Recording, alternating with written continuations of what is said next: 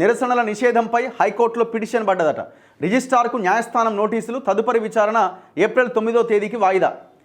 ఇప్పుడు ఈయన ఓయూవీసీ ఒక దళితుడు, ఆయనకి మరి ఎట్లా ఈ సర్క్యులర్ జారీ చేసిందో మరి ఆయనకే తెలవాలి.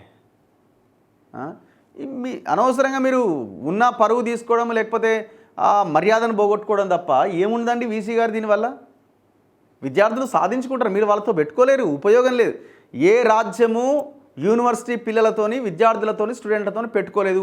పెట్టుకున్నోడు బాగుపడ్డాడు చరిత్రలో లేదు. ఇప్పటికైనా మారండి, బుద్ధి తెచ్చుకొని వెనక్కి తీసుకోండి సర్క్యులర్ని. మీకు ఎవరో చెప్పుంటే మీరు చేసి ఉంటారు, ప్రభుత్వం వైపు నుంచి ఎవరో ఒక పెద్ద నాయకుడు ఇంకెవరో చెప్పుంటే చేసి ఉంటారు. లేకపోతే మీరు ఇండిపెండెంట్గా నిర్ణయం తీసుకుంటే ఎంతకంటే దౌర్భాగ్యం లేదు. ఇక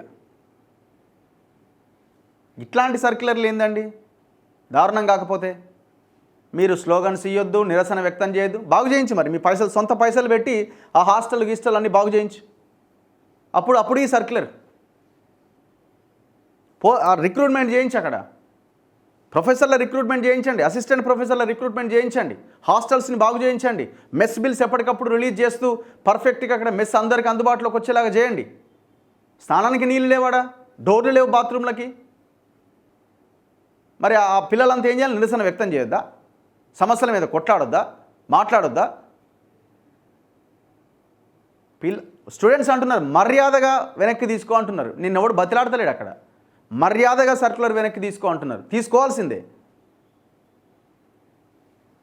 కొంచెమైనా ఉండాలి, కొద్దిగా అయినా. మరి ఏం చేస్తున్నాడు ముఖ్యమంత్రి? ఇప్పుడే మీరు మొన్న కాసిం మీద ఒక స్టేట్మెంట్ ఇచ్చారు. కాసింకి ప్రిన్సిపాల్ ఇచ్చిన, అసలు ప్రొఫెసర్ కాసిం పదవి ఆయనకు వచ్చిన ప్రిన్సిపాల్ ముఖ్యమంత్రి ఎందుకు ఇస్తారండి? వీసీని నియమించే ప్రక్రియలో ప్రభుత్వం యొక్క చొరవ ఉండొచ్చు, ప్రభుత్వం ఇది ఉండొచ్చు. ఎంతసేపు వచ్చి ఇప్పుడు వీసీని నియమించే క్రమంలో వీసీని నియమించడానికి ప్రభుత్వ పాత్ర ఉంటుంది. అక్కడ ప్రిన్సిపల్ని నియమించేది వీసీ నియమిస్తాడు. వీసీ అక్కడ ఎవరైతే క్యాపబుల్ ఉన్నారో, సీనియర్ ఉన్నారో వాళ్ళని అక్కడ ప్రిన్సిపల్గా పెడతారు కాలేజ్కి. దాంట్లో ప్రభుత్వ పాత్ర ఏంది? ఒకవేళ ఉన్నా ఆ విషయాన్ని అట్లా చెప్తారా? ఇప్పుడు ఈ సర్క్యులర్ విషయంలో కూడా రేవంత్ రెడ్డి పాత్ర లేకపోతే, ఓన్లీ వీసీదే ఉంటే, వీసీది ఉన్నా రేవంత్ రెడ్డి పాత్ర ఉన్నా ఖండించాల్సిందే. వీసీది ఉన్నా మీరు వీసీకి ఇమీడియట్గా చెప్పి ఆ సర్క్యులర్ని వెనక్కి తీసుకునేలా చేయాలి.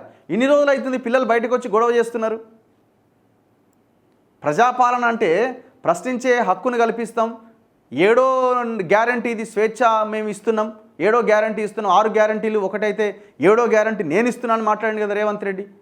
మరి ఈ సర్క్యులర్ 7వ గ్యారంటీ కిందికి 7వ గ్యారంటీని తుంగలో దొక్కినట్టు కాదా?